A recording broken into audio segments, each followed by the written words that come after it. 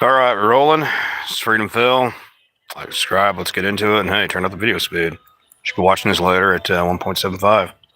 Assuming I bother to post it. I'm just having a lot of laid back, having a drink. It's nice. It's nice out, honestly. Finally. Earlier, I was taking a nap in the van. Had the fan running. You know, it's like, dude, seriously. This thing, at 80 degrees outside, it's a bit much. What I need to do is get like a hammock stand. I got a hammock in there, I just don't have a hammock stand because they weigh a lot. That's part of it.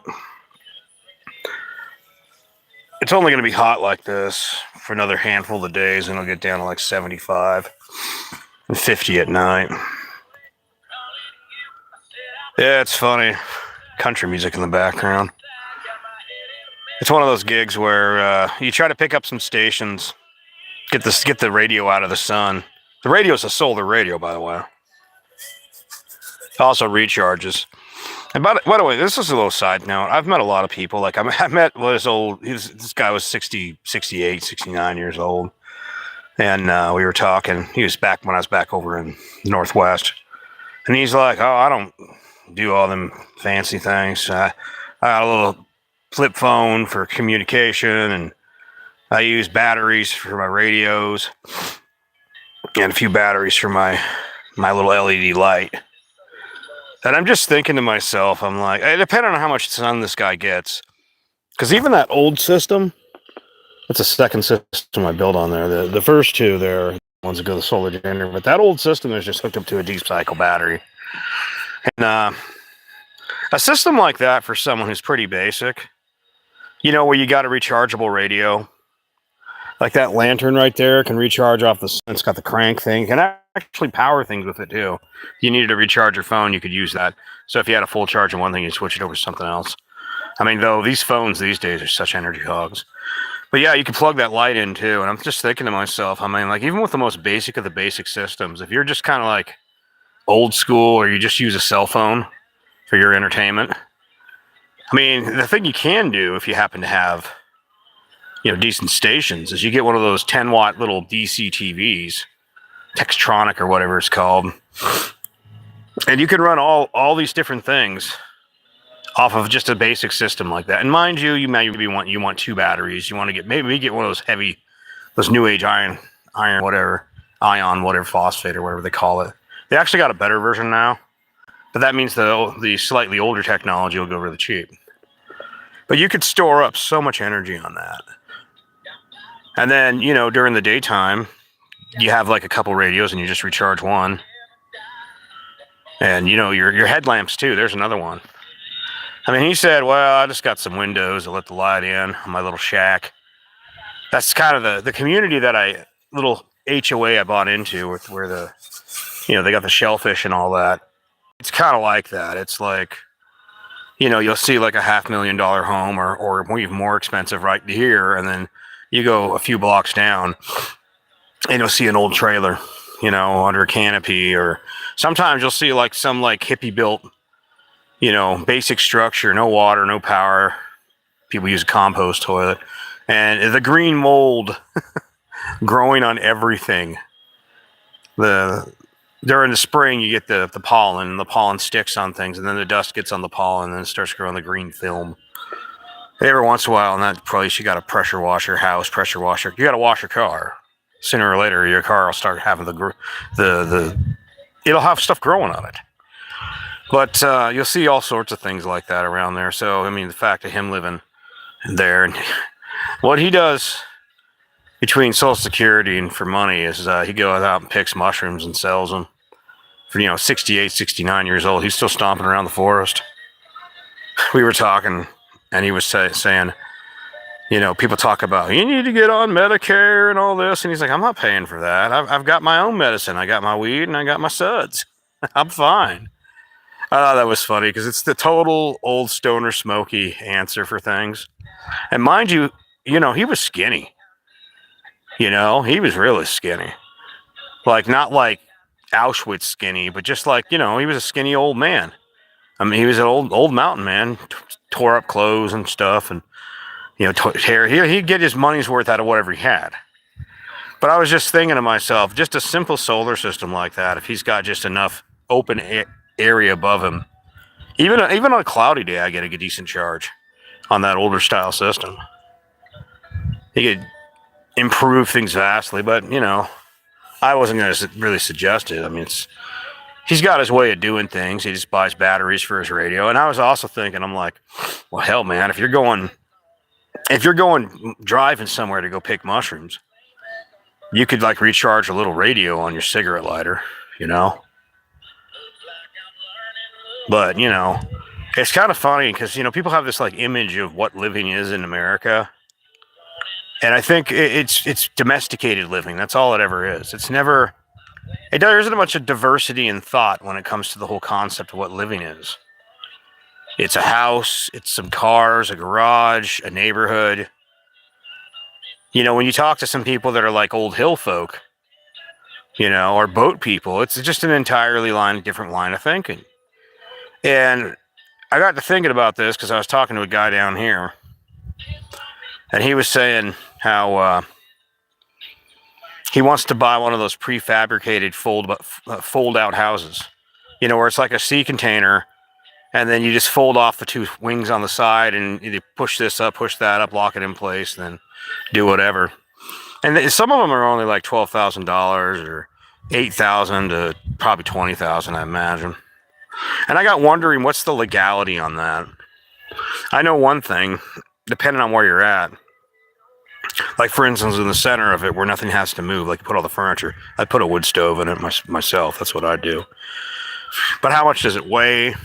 How hard is it to move? Because, what's funny about it is that if it was easy enough to move, where you could, like, literally just based on the season, 6 months somewhere, one place, 6 months somewhere else, have like 2 pieces of land, enjoy the north while the north is good, and then head down to south somewhere. I don't care whether it's someplace like this. By the way, beautiful sunset right now. That would be kind of cool. I mean, I kind of like the RV idea myself. Lifted RV, sleep above the cab, and then have the back room as a gaming area. Honestly, though, I kind of wonder if I could. I got triples on my license, so I gotta wonder if I could manage to pull something where I can pull my. Because be real about it, the heaviest thing I'd be towing was like maybe a Ford Maverick or a Prius on a trailer. But after that, I'm wondering if I could tow my pontoon boat after that, motorcycle on the front. Because then if I had something, that would be fucking cool. I wonder if I could do that. I'd have to look at the legality of it, honestly. Because my pontoon boat doesn't, I'd have to see what the pontoon boat weighs. Most of the weight's the trailer, to be honest. But man, that would be cool. Yeah, I don't know what the legality of it is. That's the key thing. Because I know with commercial, you can do doubles and triples. But really, a double, well, if you think about it, an RV is its own unit, and you're only doing doubles. You're not really doing triples. There's a lot of stuff to tow, though, behind you. Tell you the truth, I kind of only quasi-like the trailer that I got that pontoon boat on. It's like...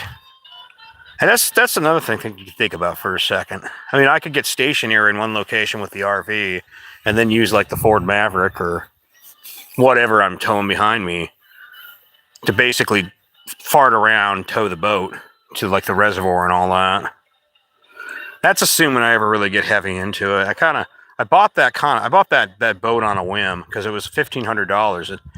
It ran, it ran and it floated, no leaks. The old wood on it needs to be replaced. But, it is what it is.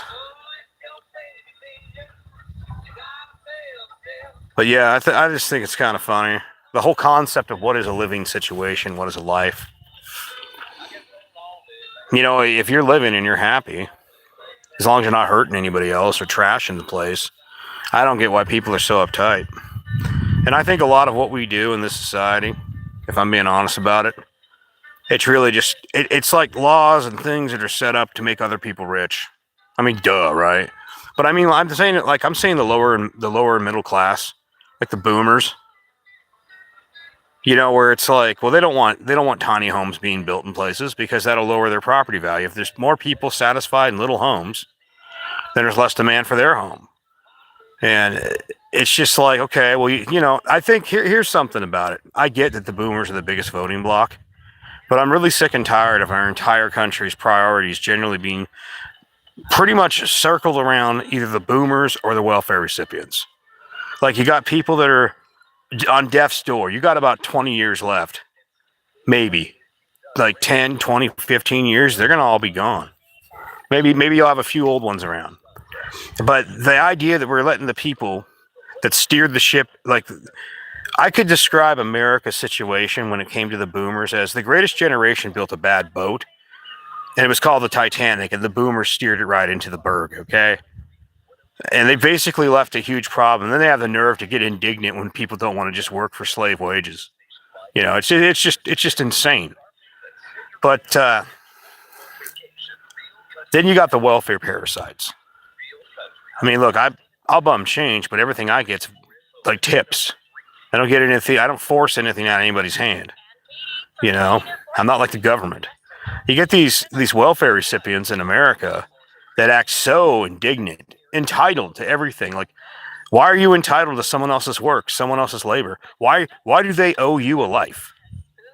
Like, I have that attitude when I bum change. I might shake my ass for the money, but no one owes me a thing. What I get, I'm thankful for. And that, I guess, is what I think pisses off a lot of people about welfare recipients these days. They're ungrateful. They're completely ungrateful. And like, you see that case in Minnesota where that woman comes out there, I got 4 or 5 kids, some ridiculous number, huge fat woman.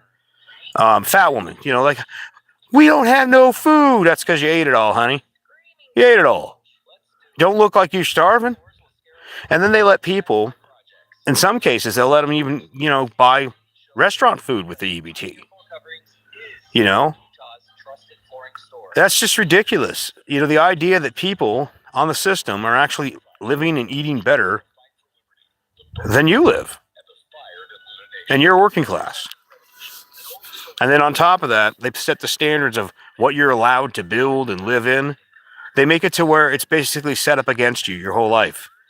Like, the fact that they're building those little tiny homes for anywhere from 8,000 to 20,000, where they show up like a shipping container and it just folds out. And then you got a place to live. Anybody could make that much money. But then here's what'll happen. You'll see some boomers trying to stop it. You'll see some older Gen Xers, and they'll try to stop it. And the people that'll be behind them stopping it are the companies that make your houses. You know, your plumbers, your electricians, all that. Don't get me wrong, I ain't got a problem with you know, the plumbers and electricians, but,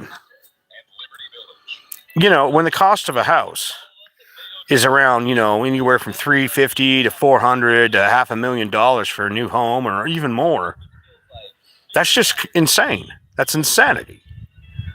And I think back to, like, you know, that old guy he built his own little home, his own little tiny home way back in the day. He's got his way of doing things. He has propane for cooking. He's got a wood stove as well, you know, and then he's got, you know, gets his batteries, pretty much operates during the daylight hours. He's got his way of doing things. He's got his radio, listen to his tunes. And he feels absolutely just fine. Now, why is it legally, there's a lot of places where they tell him he's wrong. Well, we can't have shanty towns. Well, you reduce people to a shanty town. That's the truth of it. You make it hard for them to build normal tiny homes so they have affordable places to live. And you reduce them to a shanty. There's no reason there should be a homelessness problem in America. That's just my thoughts. Anyhow, take it easy.